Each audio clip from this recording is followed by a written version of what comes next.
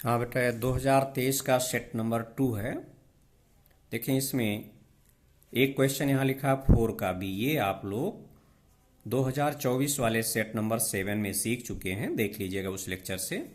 अब इसमें question number 6 का सी पार्ट देखेंगे। लिखा है, एक पासे को 3 बार फेंका जाता है तो प्रायिकता ज्ञात कीजिए जब प्राप्त अंकों में से कम एक अंक विषम संख्या हो। अब इसको आपको पहचानना है कि ये बेस थ्योरम से होगा, टोटल प्रोबेबिलिटी थ्योरम से होगा, मल्टीप्लिकेशन थ्योरम से होगा, कंडीशनल से होगा या इंडिपेंडेंट से होगा। देखें, अभी आप लोगों ने सीखा हुआ है कि एक पासे को 2 या 3 बार फेंका गया और किसी विशेष अंक या कुछ विशेष अंकों की बात की जाए तो ये घटनाएं कैसी होंगी? इंडिपेंडेंट होंगी। ठीक, या इसी तरह से 2 या 3 पासे एक साथ फेंके गए, किसी विशेष अंक या कुछ विशेष अंकों की बात की गई तो भी ये घटनाएं कैसी होंगी? इंडिपेंडेंट इवेंट्स होंगी। यहाँ पर ध्यान दें तो यहाँ क्या हुआ, एक पासे को आपने 3 बार फेंका मतलब 3 घटनाएं हुई। और क्या कह रहा है? कम से कम एक पर विषम अंक आना। विषम अंक आना मतलब पासे पर विषम अंक कौन कौन होते हैं? 1, 3 और 5। इन अंकों की बात कर रहा है, कुछ विशेष अंकों की बात हो रही। ये चीज आपके पास आ गई। अब इसमें 3 घटनाएं कैसे होंगी? पहली 3 बार पासे को फेंके हो ना, तो पहली बार फेंकने पर विषम अंक प्राप्त होता है। दूसरी घटना एफ हो गई, दूसरी बार फेंकने पर विषम अंक प्राप्त होता है। यहां आप लिख लेंगे घटनाएं।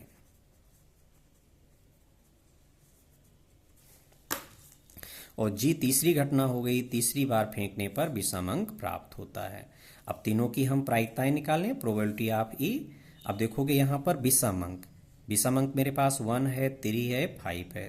तो जो यहाँ पर हमारे पास फेवर में इवेंट जो आ रही है, इस इवेंट के फेवर में इस इवेंट के लिए कितने एलिमेंट आए? 3 एलिमेंट।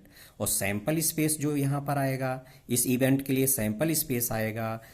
ये पहली बार पासा फेंके हो तो 1, 2, 3, 4, 5, 6 इनमें से कोई भी अंक होगा तो ये सैंपल स्पेस हो गया। और ये इस इवेंट के लिए केस हो गया। तो यहाँ कितने मेंबर हैं? 3। और यहाँ कितने हैं? 6। तो 3/6। ठीक, इसी तरह से दूसरी इवेंट में भी यहाँ देखेंगे, इस पर भी उसी तरह से बात की जाएगी। विषम अंक प्राप्त हो रहा है, इस पर भी प्रोबेबिलिटी क्या आ गई? इसी तरह से 3/6, क्योंकि सेम चल रहा है। और तीसरी घटना की प्रायिकता देखेंगे, इसमें भी 3/6 इक्वल टू 1/2। अब इसमें कह रहा है कम से कम एक। अभी आप लोगों ने सीखा हुआ है कि कम से कम एक की जब बात की जाती है कि मेरे पास 3 या 4 घटनाएं हैं, कम से कम एक घटना घटित हो रही इनमें से, तो इसका क्या मतलब होता है? ई यूनियन एफ यूनियन जी। तो इसमें हमें चाहिए प्रोबेबिलिटी ऑफ ई या एफ या जी। क्यों? कम से कम एक की बात कर रहा है। अब इतना रट गया होगा सभी बच्चों को। Equal to probability of E union F union G. अब इस पर देखें बेटा, A union B union C, इसकी प्रोबेबिलिटी का ये फार्मूला है probability of A plus probability of B plus probability of C minus probability of A intersection B minus probability of B intersection C और plus probability of A intersection B intersection C. चाहे तो इस फार्मूले को लगा के question solve कर सकते हैं। क्योंकि ये घटनाएं स्वतंत्र हैं, तो जो यहाँ अगली स्टेप में चलोगे तो इसके प्लेस पर क्या आ जाएगा? P A into P B, इसके प्लेस पर P B into P C, इसके प्लेस पर P A into P B into P C. इससे इस क्वेश्चन को हल कर सकते हैं। या ये फार्मूला कुछ बच्चों को दिक्कत होती, भूल जाते हैं। अगर आपको ये फार्मूला भूल गया है तो इसलिए इसी को हमने समझाने के लिए कि फार्मूले की दिक्कत ना हो, ये केस हमने समझाया है कि अगर घटनाएं स्वतंत्र हैं तो उसमें यूनियन की प्रायिकता हम कैसे निकालेंगे। ये प्रोबेबिलिटी ऑफ ई डैश वाला फार्मूला अप्लाई करके, क्योंकि यूनियन को इंटरसेक्शन में अगर बदल दिया जाए तो आसान होगा। इसको इंटरसेक्शन बदलना चाहते हैं तो यहाँ डैश लाना होगा, और यहाँ डैश लाने के लिए ये फार्मूला है probability of E dash equal to 1 minus probability of E. तो इसमें प्रोबेबिलिटी ऑफ ई देखेंगे तो 1 minus probability of E dash, 1 minus probability of इसी इवेंट का डैश हो गया। तो इसी से हमने ये क्वेश्चन सॉल्व किया है। 1 माइनस प्रोबेबिलिटी ऑफ इस पूरे का यहाँ डैश लिख दिया गया। अब ये डैश जैसे ही यहाँ अंदर भेजेंगे ये यूनियन इंटरसेक्शन में बदल गया, आसानी से आपका क्वेश्चन सॉल्व हो गया। यहाँ फार्मूला दिया गया है, फार्मूला मैंने नोट कराया, सभी बच्चों को मालूम भी है। अब ये इनटू लगता चला गया। घटनाएं ये तीनों स्वतंत्र हैं। हमने बताया कि अगर ए कामा एफ कामा जी स्वतंत्र घटनाएं हैं तो इनका डैश भी स्वतंत्र घटनाएं होती हैं। फार्मूला है, प्रूविंग है, भी एक सेट में मिलेगा, हमें क्वेश्चन कराएंगे। अब इसमें प्रोबेबिलिटी ऑफ ई डैश लिखा है, जबकि मेरे पास प्रोबेबिलिटी ऑफ ई है, तो प्रोबेबिलिटी ऑफ ई डैश का मतलब 1 माइनस प्रोबेबिलिटी ऑफ ई। इसी तरह से प्रोबेबिलिटी ऑफ एफ डैश का मतलब 1 माइनस प्रोबेबिलिटी ऑफ एफ, और प्रोबेबिलिटी ऑफ जी डैश का मतलब 1 माइनस प्रोबेबिलिटी ऑफ जी। ये 1 माइनस प्रोबेबिलिटी ऑफ जी लिखा है बेटा यहाँ। अब वैल्यू रख दें, कैलकुलेट कर दें, 7/8 आएगा। काफ़ी मेन क्वेश्चन है ये। 2023 का सेट नंबर 3 पहुंच गए हम लोग। ये क्वेश्चन देखेंगे बेटा, सीधा फार्मूला बेसिस क्वेश्चन है। सभी बच्चों को probability of A by B का फार्मूला मालूम है, इसमें वैल्यू रख दें, सॉल्व हो जाएगा। अगला क्वेश्चन इसी सेट का देखेंगे। 52 पत्तों को की अच्छी तरह से फेंटी गई ताशों की गड्डी में से एक के बाद एक 3 पत्ते बिना प्रतिस्थापित किए निकाले गए। बेटा यहाँ एक के बाद एक लगातार 3 घटनाएं हुई हैं, और कह रहा है पहले 2 पत्तों के बादशाह और तीसरे पत्ते के इक्का होने की क्या प्रायिकता है। तो यहाँ ध्यान दें, हम लोगों ने यहाँ सीखा हुआ है, कंसेप्ट में बताया था आपको कि अगर एक के बाद एक 3 घटनाएं या 2 घटनाएं हो रही हैं और इन दोनों या तीनों के घटित होने की प्रायिकता पूछी जाए, first and second and third, या फर्स्ट एंड सेकंड 2 घटनाओं के इसमें, तो आप इसमें क्या अप्लाई करेंगे, मल्टीप्लिकेशन थ्योरम। ठीक, इसकी कंसेप्ट आप लोगों को समझाया गया है। तो ये क्वेश्चन तो पहचान में आ गया कि इसमें एक एक करके 1 बाई 1 3 घटनाएं घटित हो रही हैं। पहले घटनाओं को लिख लिया जाए, तो यहाँ घटनाएं हमारे पास क्या हैं, इसमें लिख देंगे घटनाएं। तो पहली घटना को मैंने ई लिख दिया।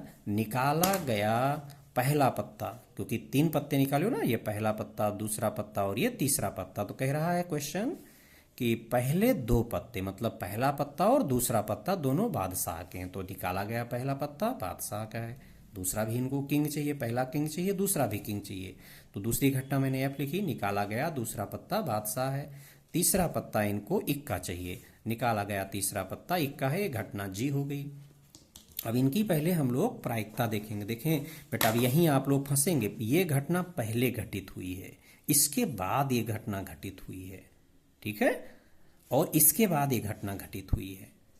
तो यहां पर ई की प्रायिकता कितनी आ जाएगी, यहां पर पहला पत्ता बादशाह है। सभी बच्चों को मालूम है कि 52 पत्तों की जो ताश की गट्टी है, वहां किंग कितने होते हैं, 4 होते हैं, ठीक है। किंग जो है बादशाह 4 होते हैं, और इक्का भी 4 होते हैं। इतना तो सभी बच्चों को मालूम है। क्वीन भी 4 होते हैं, और जैक भी 4 पत्ते होते हैं, जिसमें किंग, क्वीन और जैक, किंग, क्वीन और जैक, इनको फेस कार्ड के नाम से जाना जाता है।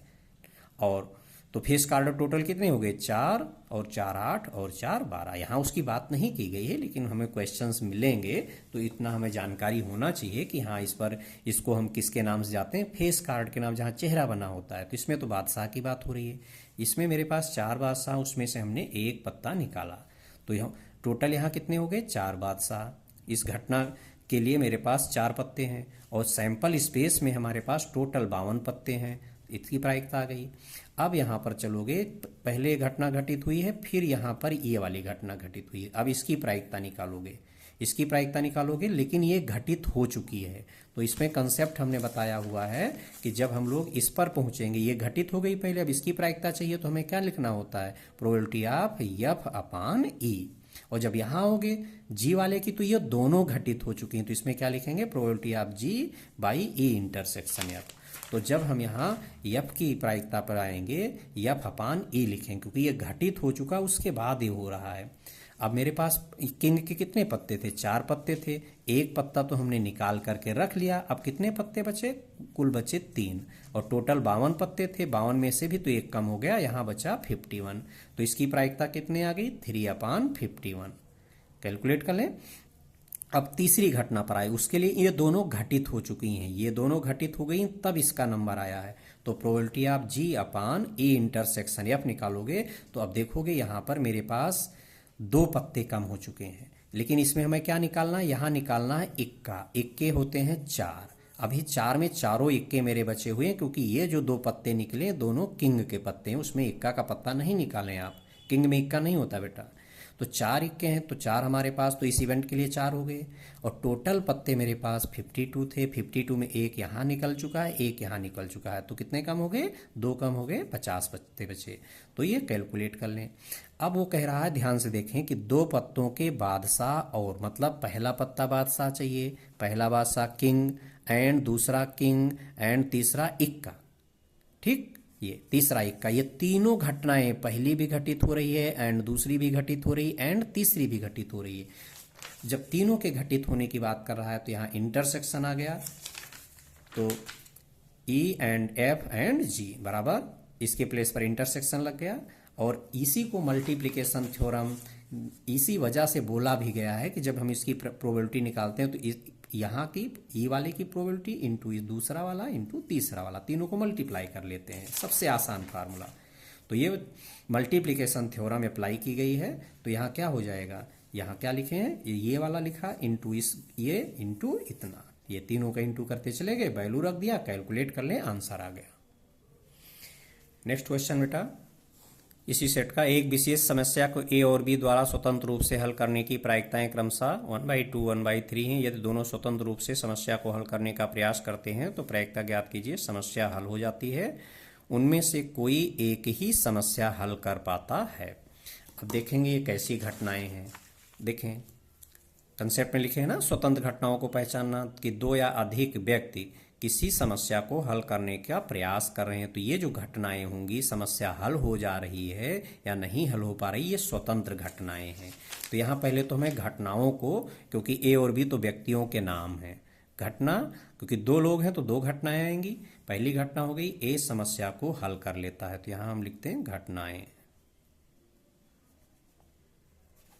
और दूसरी घटना एफ बी समस्या को हल कर लेता है। प्रोबेबिलिटी ऑफ ई हमारे पास 1/2 है और प्रोबेबिलिटी ऑफ एफ हमारे पास 1/3। केवल 2 ही लोग हैं, समस्या हल हो जाती है। तो समस्या हल हो जाती है तो या तो पहला उस समस्या को हल कर ले या दूसरा। पेपर दिया गया है 2 बच्चों को, अगर किसी भी एक बच्चे ने पेपर अटेम्प्ट कर लिया तो इसका मतलब वो पेपर पढ़ाया हुआ है, तो माना जाएगा पेपर हल हो गया है। अगर कहा जा रहा है समस्या हल हो गई तो इसका मतलब या तो पहले ने हल किया या दूसरे ने हल किया या तीसरे ने हल किया, 3 लोग या 4 लोग जितने भी हैं। और या के लिए यूनियन आता है। तो यहाँ पर क्या है, समस्या हल हो जाती है तो या तो पहले ने हल किया या दूसरे ने हल किया, या तो पहली घटना हुई या दूसरी घटना हुई। तो probability of E union F, चूंकि यहाँ घटनाएं स्वतंत्र हैं, घटनाएं स्वतंत्र हैं तो इसको 2 तरीके से कर सकते हो बेटा, 2 ही घटनाएं हैं। Probability of E union F बराबर क्या फार्मूला जानते हो, probability of E plus probability of F minus probability of E intersection F. अब चूंकि ये स्वतंत्र घटनाएं हैं तो बराबर probability of E plus probability of F minus probability of E into probability of F. अब यहाँ वैल्यू रख करके कैलकुलेट कर लें, इतना ही आंसर आएगा। 2 तरीके से मैंने इसको बताया था। ये हमने जो तरीका बताया हुआ है स्वतंत्र घटनाओं के केस में कि अगर यूनियन की प्रोबेबिलिटी निकालना पड़ा तो हम इस तरीके से कब हमें लगाना आसान पड़ता है, जब 3 घटनाएं हों या 4 घटनाएं हों या 5 घटनाएं। अगर 2 से ज़्यादा है तो यह तरीका आसान पड़ेगा, और 2 घटनाओं में तो यही तरीका आसान पड़ता है, ये वाला आसान पड़ेगा। यहाँ रख करके जब सॉल्व कर लेंगे, देख रहे हैं इसमें 1/2 है, यहाँ 1/3 है, कैलकुलेट कर लेंगे तो ये इतना ही आ जाएगा। जब इसको यहाँ अप्लाई करेंगे बेटा, रखेंगे तो इतना ही आंसर आ जाएगा। अब इसको हमने दोनों विधियों से सॉल्व कर दिया है। यहाँ भी जब इसको स्वतंत्र घटनाओं के केस में ही इस तरह से हम लगाएंगे तो यहाँ पर probability of E union B का होल डैश कर दिया, इस डैश को अंदर भेजेंगे तो इंटरसेक्शन बदल जाएगा और ये इंटरसेक्शन इनटू में ब्रेक हो गया। अब इसके प्लेस पर 1 माइनस प्रोबेबिलिटी ऑफ ई, इसके प्लेस पर 1 माइनस प्रोबेबिलिटी ऑफ एफ रख दिया, कैलकुलेट कर दिया, सॉल्व हो गया।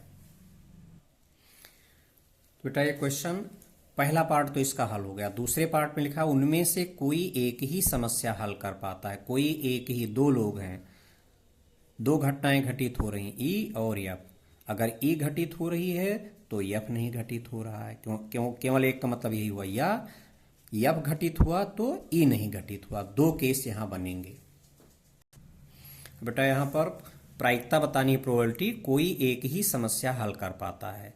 तो बराबर क्या हो गया, ई ने घटना ई घटित हुई, मतलब ए ने हल कर लिया और दूसरा वाला नहीं हल कर पाया। ठीक, अब कोई जरूरी थोड़ो कि यही हल कर पाए। तुरंत बच्चा क्वेश्चन अराइज करेगा कि जरूरी है कि पहला वाला हल कर ले, हो सकता है पहला ना हल कर पाए, दूसरा बिल्कुल। तो यहाँ जितने केसेस बनते हैं उन सबको प्लस किया जाता है। अब यहाँ प्लस आ गया, इसमें क्या था, ई घटित हुई थी, अब लिखेंगे ई नहीं घटित हुई और एफ घटित हुई। ठीक, तो यहाँ क्या है, ई लिखा मतलब ई घटित हुई और एफ नहीं घटित हुई। यहाँ पर क्या हुआ, ई नहीं घटित हुई और एफ घटित हुई, और तो कोई पॉसिबिलिटी है नहीं, क्योंकि हमें केवल ये बताना है, केवल एक इस प्रश्न को हल कर पा रहा है। तो केवल एक में या तो पहला हल करेगा और या दूसरा नहीं, या दूसरा हल करेगा। अगर पहले ने हल किया तो दूसरा नहीं हल कर पा रहा है, क्योंकि केवल एक को सॉल्व कराना है। और अगर दूसरे ने हल किया तो पहला नहीं हल कर पा रहा है। और ये घटनाएं स्वतंत्र हैं। ठीक है, इसके प्लेस पर इंटरसेक्शन आ गया।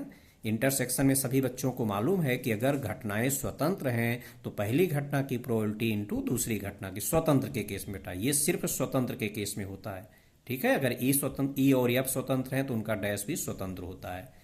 इसी तरह से यहाँ भी इंटरसेक्शन है, चूंकि ये स्वतंत्र घटनाएं हैं तो ये इनटू में टूट गया। यहाँ रीजन लिखा कि ई और एफ स्वतंत्र घटनाएं हैं तो ई कामा एफ डैश, क्योंकि यहाँ ई और एफ डैश है, तथा इसमें ई डैश और एफ है तो ई डैश कामा एफ, ये भी स्वतंत्र घटनाएं होती हैं। या तो दोनों पर डैश लग जाए या किसी एक पर डैश लगे और दूसरे पर डैश ना लगे तो भी वो घटनाएं स्वतंत्र होंगी। अब यहाँ प्रोबेबिलिटी ऑफ एफ डैश के प्लेस पर जानते हैं 1 माइनस प्रोबेबिलिटी ऑफ एफ लिख जाएगा, प्रोबेबिलिटी ऑफ ई डैश के प्लेस पर 1 माइनस प्रोबेबिलिटी ऑफ ई। अब इनकी वैल्यूज मेरे पास हैं, प्रोबेबिलिटी ऑफ ई और प्रोबेबिलिटी ऑफ एफ की रख लें, कैलकुलेशन सभी बच्चों को आती है, कैलकुलेट कर लें, आंसर हो जाएगा। बेटा ये 2023 का सेट नंबर 4 है। लिखा है सिद्ध कीजिए यदि ई और एफ दो स्वतंत्र घटनाएं हैं तो ई और एफ डैश भी स्वतंत्र घटनाएं होंगी। दो स्वतंत्र घटनाएं यहाँ लिख दें, घटनाएं हैं तो ई और एफ डैश भी स्वतंत्र घटनाएं होंगी। 2 नंबर का क्वेश्चन है, तो ई और एफ स्वतंत्र घटनाएं हैं। स्वतंत्र घटनाओं के बारे में जानते हैं कि इनके इंटरसेक्शन की प्रायिकता बराबर पहली घटना की प्रायिकता इंटू दूसरे की प्रायिकता। अब हमको इन दोनों को स्वतंत्र दिखाना है, तो अगर हमें किन्हीं दो घटनाओं को स्वतंत्र दिखाना है तो उनके इंटरसेक्शन की प्रोबेबिलिटी सॉल्व करके निकालोगे, बराबर आना चाहिए पहली घटना की प्रोबेबिलिटी इंटू दूसरे घटना की प्रोबेबिलिटी। तो अब यहाँ हमें चाहिए ई कामा एफ डैश, इनको हम स्वतंत्र दिखाना चाहते हैं तो इनके इंटरसेक्शन की प्रोबेबिलिटी निकालेंगे। अब इसका ये फार्मूला बेटा, ये फार्मूला रटने का तरीका मैं सिखा दे रहा हूँ। देखो ये घटनाएं हैं हमारे पास, ये सैंपल स्पेस हो गया। ठीक, ये सैंपल स्पेस जैसे ये घटना ई है और ये घटना एफ है, तो इसका जो फार्मूला यहाँ लिखे हैं ये रटना नहीं पड़ेगा। देखो यहाँ एक में डैश लगा है, दूसरे में डैश नहीं लगा है, तो जिसमें डैश लगा इसके आपको बाहर रहना है और जिसमें डैश नहीं इसके आपको अंदर रहना है। तो देखें ई के आपको अंदर रहना है लेकिन एफ के बाहर, तो इतना ही हिस्सा तो है, क्योंकि इंटरसेक्शन में कॉमन एरिया लिया जाता है। इस कॉमन में मुझे ई के तो इनसाइड रहना है और एफ के आउटसाइड, क्योंकि एफ में डैश लगा है तो ई के इनसाइड और एफ के आउटसाइड। तो ये इतना चांद जैसा हिस्सा दिख रहा है इसमें, ये इतना पोर्शन इसमें कटा हुआ है। ठीक, कितना पोर्शन कटा होगा, ई में से कितना पोर्शन कट गया, दोनों का इंटरसेक्शन वाला पोर्शन कट गया। तो इसी तरह से इसके इंटरसेक्शन की प्रायिकता आ जाएगी, किसकी प्रायिकता, ई की प्रायिकता में से कितना कम हो गया है, इंटरसेक्शन वाली प्रायिकता। तो probability of E minus probability of E intersection F. शायद ये सभी बच्चों को फार्मूला तैयार हो गया होगा, रटना नहीं पड़ेगा कि जब भी हमको ये चाहे जैसी घटना हो, स्वतंत्र हो चाहे ना स्वतंत्र हो या स्वतंत्र ना हो, ये जो फार्मूला लिखे हो ये सब के लिए होता है बेटा।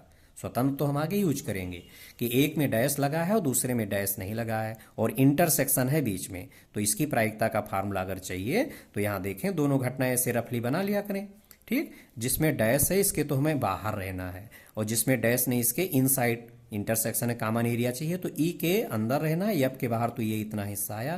तो ई में से कितना हिस्सा कम हुआ दिख रहा है आपको, ये इंटरसेक्शन ई और एफ का इंटरसेक्शन, ये इतना हिस्सा ई में आपको कम होता हुआ दिख रहा है, ये वाला जो कि दोनों का इंटरसेक्शन वाला है। तो इसमें इसकी प्रायिकता क्या हो गई, ई की प्रायिकता माइनस ई और एफ के इंटरसेक्शन की प्रायिकता। अब यहाँ अभी ऊपर लिखें चूंकि ये दोनों घटनाएं स्वतंत्र हैं तो इसका फार्मूला तो यहाँ लिखे हैं ना, इसकी वैल्यू, इस समीकरण को यहाँ यूज कर लें, इसके प्लेस पर इतना यहाँ रख लें। अब देखें दोनों में क्या कॉमन आ गया, दोनों में प्रोबेबिलिटी ऑफ ही कॉमन हो गया। तो यहाँ क्या बचा, जब इसको बाहर कॉमन किए हैं तो यहाँ 1 बचेगा, क्योंकि जो कॉमन लिया जाता है उससे डिवाइड करते हो, पी कॉमन की हो, पी से यहाँ डिवाइड करोगे 1 आएगा और पी से यहाँ डिवाइड करोगे इतना बचा। और इसका फार्मूला सभी बच्चों को मालूम है ना कि 1 माइनस प्रोबेबिलिटी ऑफ एफ बराबर क्या आएगा, probability of F dash. Formula पढ़ाया गया है कि 1 माइनस प्रोबेबिलिटी ऑफ ई बराबर होता है प्रोबेबिलिटी ऑफ ई डैश। इसी घटना पर डैश लग जाता तो यहाँ एफ था, एफ में डैश आ गया। देखिए इन दोनों के इंटरसेक्शन की प्रायिकता, ये पहली घटना की प्रायिकता इनटू दूसरी घटना की प्रायिकता आ गया कि नहीं आ गया। अगर देख रहे हैं कि ये दोनों स्वतंत्र घटना है तो ये दोनों भी स्वतंत्र घटना हो गई, प्रूव हो गया। अगला क्वेश्चन देखेंगे बेटा, इसमें फार्मूला बेसिस क्वेश्चन, हमको ए बाई बी की प्रोबेबिलिटी निकालना है। तो इसको निकालने के लिए जानते हो इन दोनों के इंटरसेक्शन की प्रोबेबिलिटी चाहिए। मुझे यहाँ यूनियन की प्रोबेबिलिटी दिया है और ए की प्रोबेबिलिटी है बी की, और यहाँ जरूरत है इंटरसेक्शन की प्रोबेबिलिटी की। तो पहले फार्मूला तो सभी बच्चों के रटा है ना, probability of A union B बराबर probability of A plus probability of B minus probability of A intersection B. इसमें यूनियन वाला रख दें, ए का रख दें, बी का, तो इसको सॉल्व करेंगे तो इंटरसेक्शन की प्रोबेबिलिटी यहाँ से निकल आएगी। अब ए बाई बी का फार्मूला तो सभी बच्चों को रटा है कि इन दोनों के इंटरसेक्शन की प्रोबेबिलिटी ऊपर और बी की प्रोबेबिलिटी नीचे, वैल्यू रख दें, कैलकुलेट कर लें। अगला क्वेश्चन बेटा, एक बक्से में 10 कार्ड 1 से 10 तक पूर्णांक लिखकर रखे गए। बक्से के अंदर ये बक्सा है, इसमें 10 कार्ड आपने रख दिए 1 से 10 तक की गिनती लिख के, और उन्हें अच्छी तरह से मिलाया गया है। इस बक्से से एक कार्ड आप निकाल रहे हैं, ठीक है, एक कार्ड छांट रहे हैं, तो वही एन सी वन बराबर एन वाला फार्मूला। अगर हमें एन में से एक वस्तु को सेलेक्ट करना है तो एन सी वन बराबर कितना होता है, एन होता है। एक कार्ड यदृच्छा निकाला गया यदि यह ज्ञात है कि निकाले गए कार्ड पर संख्या 3 से अधिक है। देख रहे हो, ज्ञात है मतलब शर्त रख दी गई। यहाँ 2 घटनाएं हो रही हैं हमारे पास, अभी दूसरी घटना भी आपको मिलेगी। ज्ञात है, यहाँ ज्ञात है तो ये शर्त का काम करेगी ये घटना, और जिसकी प्रायिकता पूछी गई है उसको हम यहाँ रख देंगे। दोनों घटनाएं पहले हम लोग यहाँ छांट तो लें। तो लिखा है ज्ञात है कि निकाले गए कार्ड पर संख्या 3 से अधिक है, तो ये तो घटना हमारा शर्त का काम करेगी। अभी एक घटना और आपको यहाँ मिलेगी, तो इस संख्या के सम होने की प्रायिकता ज्ञात कीजिए। देख रहे हो ना, सम होने की प्रायिकता, इस घटना की हमें प्रायिकता निकालना है। तो ये क्वेश्चन हो गया कंडीशनल प्रोबेबिलिटी का। अब आपको क्वेश्चन पहचानना आना, क्योंकि प्रोबेबिलिटी में क्वेश्चन की सॉल्विंग बहुत सरल है। बच्चे यहाँ पहचान नहीं पाते हैं कि कहाँ से सॉल्व होगा, कैसे हम पहचानेंगे कंडीशनल का क्वेश्चन है, कैसे हम पहचानेंगे इंडिपेंडेंट का क्वेश्चन है। तो यहाँ जो सैंपल स्पेस है, चूंकि 10 कार्ड है 1 से 10 तक की गिनती लिखे हो, एक ही कार्ड आप खींच रहे हो, तो अब यहाँ घटनाएं लिखेंगे, यहाँ घटनाएं लिख देना। घटनाएं, ये जो घटनाएं डिफाइन किए हैं, पहली घटना यहीं से लिया है, निकाले गए कार्ड पर संख्या 3 से अधिक है, और दूसरी घटना अब संख्या क्या लिखा है, सम है। तो हमें ये दोनों घटनाएं बेटा, यहाँ जब भी इसमें हम लोग कंडीशनल में जाते हैं तो ये दोनों घटना इसी सैंपल स्पेस से होती हैं। ये नहीं कि हाँ जब इसको लिखोगे तो इसके अंदर से छांट लिखना है, दोनों यहीं से आ रही हैं, इस सैंपल स्पेस से घटित हो रही हैं। तो पहली घटना यहाँ पर संख्या 3 से अधिक है, तो 3 से अधिक यहाँ जानते हो कौन कौन है, 3 से अधिक, 3 नहीं उसमें 3 से अधिक 4 5 6 7 8 9 10 हो गया। अब इस यहाँ क्या लिखो, संख्या सम, वो इसी से, इसी सैंपल स्पेस से दोनों छांटा जाएगा, दोनों को इसी के अंदर से छांट के लिखना है। तो इसमें कौन कौन संख्याएं सम है, 2 4 6 8 10, ठीक। अब चूंकि यहाँ कंडीशनल प्रोबेबिलिटी का फार्मूला लगना है, पहचान आ चुकी है, तो इंटरसेक्शन की जरूरत पड़ेगी, इन दोनों का इंटरसेक्शन निकाल लें। अब इंटरसेक्शन की प्रोबेबिलिटी सभी बच्चों को मालूम है, ठीक, कि इंटरसेक्शन में नंबर ऑफ एलिमेंट बटे सैंपल स्पेस में नंबर ऑफ एलिमेंट। तो इंटरसेक्शन कितने एलिमेंट, 1 2 3 4, और सैंपल स्पेस में 10 हैं। काटना नहीं, इसको भी कट जाएगा बाद में। अब हमें किसकी प्रायिकता बतानी है, हमें बतानी सम वाले की। सम वाले को क्या माने हो, एफ, तो एफ तो यहाँ ऊपर हो जाएगा और ई बटे में जाएगा। तो हमें इंटरसेक्शन की प्रायिकता चाहिए और ई की प्रायिकता चाहिए, एफ की प्रायिकता की यहाँ जरूरत नहीं है। तो प्रोबेबिलिटी ऑफ ई का फार्मूला क्या हुआ, ई में नंबर ऑफ एलिमेंट बटे एस में नंबर ऑफ एलिमेंट। ई में कितने मेंबर, 1 2 3 4 5 6 7 रख लिए। अब कंडीशनल प्रोबेबिलिटी में चले जाए, probability of F upon E, formula दोनों का इंटरसेक्शन की प्रायिकता ऊपर और ई की प्रायिकता नीचे, वैल्यू रख दें, कैलकुलेट कर लें, आपका आंसर आ गया।